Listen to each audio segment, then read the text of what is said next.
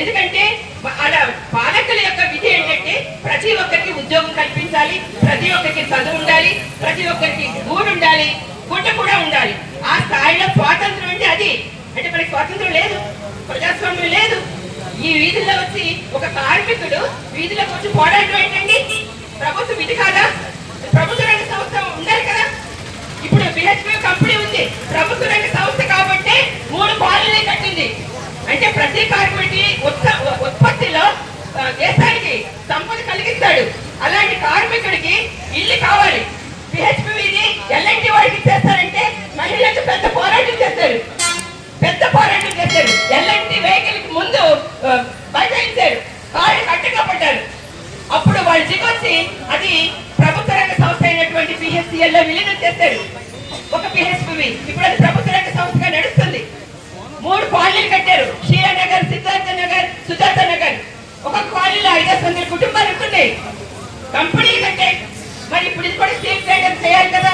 ప్రత్యక్షంగా పరోక్షంగా కొన్ని వేల మంది బ్రతుకుతున్నారు, కొన్ని లక్షల మంది పరోక్షంగా బ్రతుకుతున్నారు.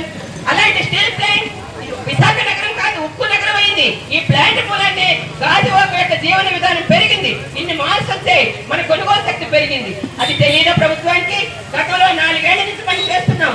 ఇక్కడ ఉక్కు పరిరక్షణ కమిటీ ఆధ్వర్యంలో, టౌన్లో జేఏసీ ఆధ్వర్యంలో 4 సంవత్సరాలుగా మనం ఈ ధర్నాలు చేస్తున్నాము. వాళ్ళకి కనిపించట్లేదా? గత ప్రభుత్వం ఏం చేస్తుంది? అక్కడ ప్రధానమంత్రి వచ్చాడు, ఏదో చెప్పేసి వెళ్ళిపోయాడు. అది చేశారు, సీఎం వచ్చాడు, మనకి హామీలు ఇచ్చారా?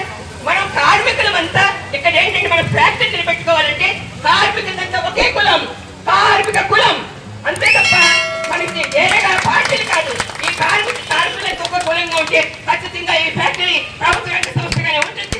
ఇన్నేళ్ల నుంచి మనం చేస్తున్నామంటే మహిళలంతా కూడా చాలా ఆందోళన చేస్తున్నారు. అయితేగా మీ ప్రతి కార్యక్రమంలోనూ, ప్రతి యాడ్ స్టేషన్ లోనూ మేము మీకు సహకరిస్తున్నాం, ఇప్పుడు కూడా సహకరిస్తాం. కనుక ఈ ధర్నాలు ఇలా కూర్చోడమే కాదు, ఖచ్చితంగా మన ప్రభుత్వ రంగ సంస్థ ఇది ప్రభుత్వ రంగ సంస్థగానే ఉండాలి. అది వైఎస్ఆర్సీపీ వెళ్ళిపోయింది, ఇప్పుడేమో వచ్చారు, ఇప్పుడు వచ్చి మేము చేసేస్తాం అంటున్నారు. ఇప్పుడు ఇద్దరు చీఫ్ మినిస్టర్లు గతంలో ఏమన్నారు? ఇది ప్రభుత్వ రంగ సంస్థగానే ఉంచుతామన్నారు. వాళ్ళ మాట నిలబెట్టుకోవాలి. వాళ్ళకి ఎందుకు గెలిపించాం? అత్యధిక మెజారిటీతో గెలిచారు శ్రీనివాసరావు గారు. ఎందుకు గెలిపించాం? మన ఫ్యాక్టరీ ప్రభుత్వ రంగ సంస్థగానే ఉండాలి. ఇక్కడ నిర్వాసితులు నుండి ఎంత అన్యాయం అంటే కొన్ని వేల ఎకరాలు భూములు ఇచ్చారు, వారికి 107 గజాల స్థలం ఇచ్చారు. ఇక్కడ అప్పుడు కూడా మేమున్నాం, 107 గజాలు ఏం సరిపోతుంది? కొంతమందికి ఇచ్చారు, ఇంకా 8,000 మందికి ఉద్యోగాలు ఇవ్వాలి. వాళ్ళ బాధ్యత ఆ నిర్వాసితులకు ఉద్యోగాలు ఇచ్చినంత వరకు ఫ్యాక్టరీ ప్రభుత్వ రంగ సంస్థ ఉండేంత వరకు కూడా మేము రైతుగా మీ అందరికీ ఈ కార్మిక కులంలోని మా కులం కూడా ఉంటుందని చెప్తూ మీకు విజ్ఞప్తి చేస్తూ థ్యాంక్ యూ.